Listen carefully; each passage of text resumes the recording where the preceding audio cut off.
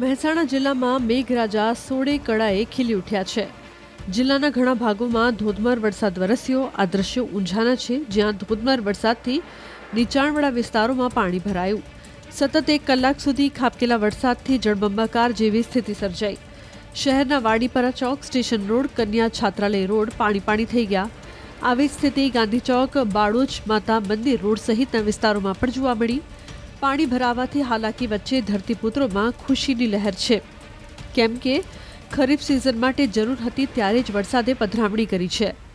આપણે ઊંઝા શહેરના station road વિસ્તારમાં ઉભા છીએ। તમે જોઈ શકો છો, અહીંયા સતત 1 કલાકથી વરસાદ વરસી રહ્યો છે। તેના કારણે જે નદી જેવો માહોલ હોય છે તે સર્જાયો છે। તમે જોઈ શકો છો, જ્યાં જોઈએ તે પાણી જોવા મળી રહ્યું છે।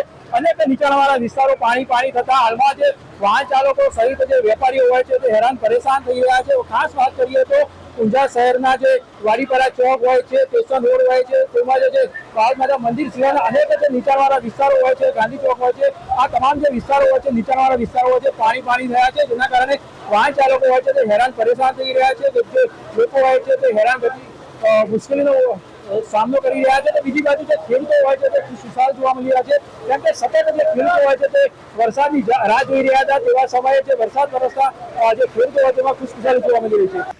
અમરેલીના ધારીમાં પણ મેઘરાજાની તોફાની બેટિંગ। ધારીથી તુલસીશ્યામ માર્ગ પર વરસાદી પાણી ફરી વળ્યા।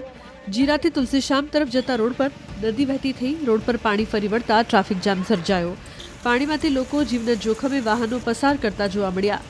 ભારે વરસાદના કારણે ખેતરોના પાણી રોડ પર વહેવા લાગ્યા। ધારી શહેરમાં પણ વરસાદે ધોધમાર હેત વરસાવ્યું। શહેરના માર્ગો પર વરસાદી પાણી ભરાવાથી હાલાકી સર્જાઈ। જન્માષ્ટમીના દિવસે જ વરસાદથી ખેડૂતો ખુશખુશાલ છે। મહેસાણાના ખેરાલુના ગ્રામ્ય વિસ્તારોમાં પણ વરસાદી માહોલ સર્જાયો। વિઠોડા, પાંછા, હિરવાણી સહિતના ગ્રામ્ય વિસ્તારોમાં લાંબા વિરામ બાદ વરસાદથી ખેડૂતોએ રાહતનો શ્વાસ લીધો। અમરેલીના સાવરકુંડલાના ખડસલી અને આસપાસના વિસ્તારોમાં ધોધમાર વરસાદ। અસહ્ય ઉકળાટ બાદ વરસાદથી ઠંડક પ્રસરી। ધોધમાર વરસાદથી સ્થાનિક નદીમાં ઘોડાપૂર આવતા ધરતીપુત્રો ખુશખુશાલ જોવા મળ્યા। સુકાઈ રહેલા પાક ફરી ખિલખિલાટ કરવા લાગ્યા છે।